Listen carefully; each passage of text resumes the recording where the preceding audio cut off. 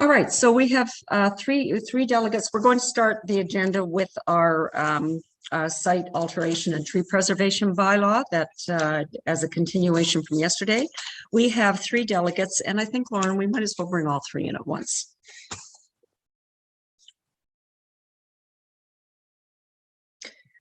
And then after that, we'll hear from Mr. Kennedy, just as sort of a refresh and then continue on. Welcome, Mr. Pierce. Good morning. Good morning. Would you like me to start? Well, let's get, I see Ms. Epplett is in, and I see that Mr. Sift is in. You are our three delegates, so if you would like to start, please go ahead. Oh, Councillor Roberts, are you waving for a reason? Just being friendly, saying good morning. Okay. Like we can do that, can't we? I'm beginning to think we get punchy after a few days of meetings, but I might be wrong on this. Okay. Mr. Pierce, please go ahead. Thank you very much, Chair Bridgman and councillors and staff. I did listen with great interest to your discussion yesterday on short-term rentals, and I acknowledge it was a very long day for you, so thank you for that. I think it will be challenging to implement, and it is an item that is of great interest to our membership, and they care a great deal about. Back to the matter at hand that I'm speaking to today, patios, they may not be permitted within the first 50 feet at this time. That's the current status. So the ask is to change that. Right now, it's not allowed, period. We note that 52% of the township's survey respondents were in favor of a minimum of a 200 square foot patio. 8% were actually recommending less than that. So a total of 70% were in favor of no more than 200 square feet rather. Clearly less disturbance in the waterfront area is much preferred. Meridian's report on the draft number 3 of the OP, and I know you're going to talk about that, and that's coming up Monday, recommends new construction within the 20-meter setback should be conditional on demonstrating a net improvement to the ecological integrity of the project. This further demonstrates how concerned our community is about alteration within the setback area, especially when it involves removing trees and other vegetation. The tree conservation bylaw requires a site plan agreement in order to cut down trees for walkways and stairs within the buffer area, again, demonstrating the importance of trees and vegetation here. With regards to option 1, we are generally in agreement with that. However, we recommend that a maximum of 200 square feet of patio be permitted, period. Let's try this for now. Let's see how it works with the new OP and implementing zoning bylaw in the works. This could be revisited if not felt necessary down the road. In the meantime, it is always an option for a property owner to request a zoning bylaw amendment, again noting any patio in the waterfront area is currently not permitted and requires a ZBA. At the last planning meeting, Mr. Clark stated that if I go to somebody with 1,000 feet of frontage and tell them that they get the same patio as somebody with 100 feet of frontage, they are going to do exactly what they have been doing. They are going to ask us to break the law and not enforce your bylaws. That comment is very concerning to me. I'll leave it at that. There's been a tremendous amount of public input into these bylaws.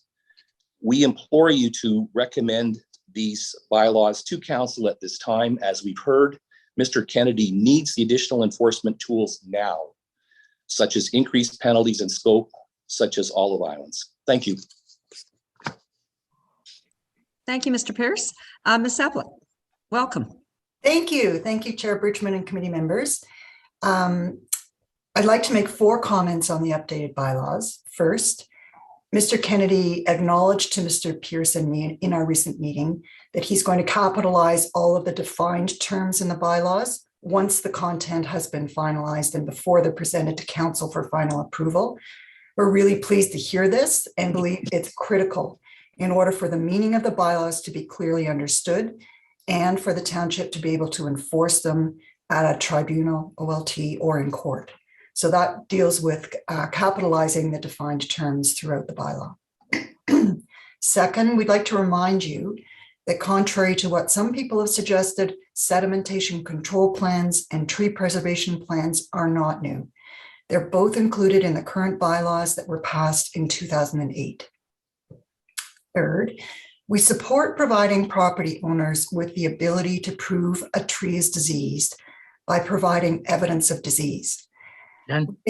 We think that the wording proposed in option 4 of the appendix to staff's report will ensure that this will be just as effective as an arborist's report, since the evidence must be clear, concise, and satisfactory to the township's officer or director.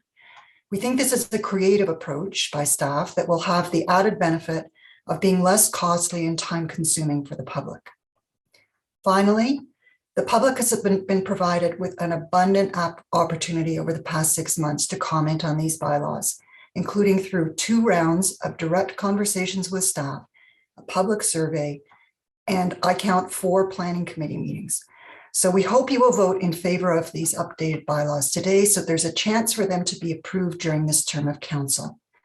As staff said in their report, both bylaws do need to be updated so that they are more clearly enforceable. In conclusion, the MLA and Friends of Muskoka would like to thank Mr. Kennedy, Director Pink, and committee members for the tremendous effort and care put into updating these bylaws over the past 6 months. And we're optimistic that with enforcement and meaningful sanctions, they will help ensure that Muskoka is developed in a way that protects the environmental integrity of this area's irreplaceable lands, forests, and water bodies. Thank you. Thank you, Ms. Seplik. Welcome, Mr. Sift. Good morning. Hello, everybody. First off, I'd like to thank committee members for the opportunity to speak here today. I'm here representing both myself and our Muskoka, a group of local residents, business owners, and cottagers looking for a balanced and sensible approach to development in Muskoka that provides landowners with what they want to enjoy their properties while also protecting. As recommended in the last meeting, we did take time to meet with Mr. Pink and Mr. Kedney recently to better understand the issues they are having and try to get our heads around some of the details of these bylaws. I would like to thank them for their time, along with all staff efforts over the last number of months on these bylaws. As I read through the staff report, along with the appendices, I was encouraged to see some of the new options presented, but I still struggle to understand why these bylaws have so many new items in them. Really, all we needed was to strengthen some wording around enforcement, not create new and more complicated rules. Let's move on to the bylaws. In regards to the land that this bylaw affects, I will ask committee members to reconsider changing the distance from 200 to 300 feet. I'm still not sure what goal this accomplishes. Please provide the public with more examples of how changing from 200 to 300 feet will help. I also don't think entire islands should be targeted. These should be treated the same as mainland properties. At a minimum, there are other large islands that should be placed on the exclusions list.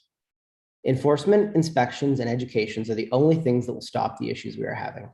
This is where the energy should be spent, not creating more regulations. Patios. First off, it's good to see in the options a designation around lots less than 300 feet and over 300 feet, but I feel the other terms are still too complicated. Some more simple language could be that on properties with less than 300 feet of frontage, the gazebo and the patio are interchangeable. The patio has less built form and must be 15 feet back from the lake, while the gazebo can be 3.3 feet from the lake. I think we can all agree the patio in this case would be the improvement. For lots over 300 feet, the patio and the gazebo could still be interchangeable, but the patio can be larger, say 300, maybe 400 square feet, giving property owners enough room to enjoy the patio or fire pit as a family. The patio, no matter how we look at it, is still less built form than the gazebo. It's also not a structure that allows clearing around it. Would you not rather a patio with no walls, roof, and a foundation 15 feet from the lake in exchange for the gazebo? Let's not take saunas away from people. They are small 100 square foot structures that already have to be set 15 feet back from the lake. People want to swim after a sauna. This is part of the cottage culture and has been for many years. And I bring that up because I know we're not taking saunas away from people, but if we say you want a patio and you lose all the other buildings, then theoretically you're going to be losing your sauna if you want the patio. The pump house is a rarely used building, and it's very small, utility structure not used by people. I personally think if this bylaw changes as it's outlined now, people will not give up the right to these buildings. They will just put their patio 50 feet from the lake and keep all the buildings they are allowed, which is 350 square feet. Let's keep the language simple and give our cottagers and residents what they want to enjoy their properties. Arborist definition. Thank you for a few options to help with this definition. I feel option 3 makes the most sense, as long as the word or is placed between A, B, and C. If not, then I don't see the difference between the current draft and this option. Mr. Kennedy, I would ask if you could comment on if the or was missed or was intentionally omitted. If it was omitted, I would like to know how this option is different than the draft. Regarding diseased trees, we feel the proposed new wording works better and will be easier for landowners to operate inside of, instead of them needing to immediately provide a report. We're also in agreement with the recommendations to remove mulch from this bylaw. In conclusion, I'll ask committee to please think about our points as outlined today. I agree there has been opportunity for some public input, but I still feel a proper public meeting should be held, so people can ask questions and better understand the implications of these bylaws. Thank you for my time today. Thank you, Mr. Sift. Thank you, all three of you.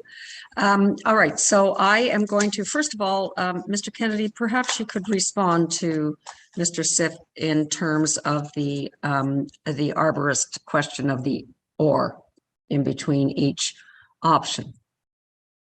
Hi, through the chair, I think just for clarification, I'm looking at the definition here, and through the options after option 3 or C, I'm assuming it does say or. So I'm a little bit confused at where the and the or should be replaced. So Jason, could you clarify that for me? Go ahead, Mr. Sift.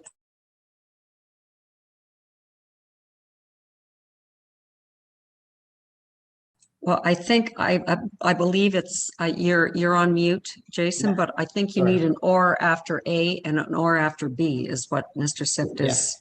Otherwise, is you have to asking. have all 3 of those qualifications. If you put an or there, then it's any one of them, and then C would be or D would be the grab all, which means or the director. It looks like you have to qualify for the first A, B, and C, and or D. How I read it right now. So I just wanted to make sure that we were clear on that. Mr. Kennedy? Yeah, through the chair, actually, the way it's written is at the top there, and satisfies at least one of the following requirements. So any one of those, and you're good. Okay, that gives me the clarity. Thank you. Great. Okay, thank you. So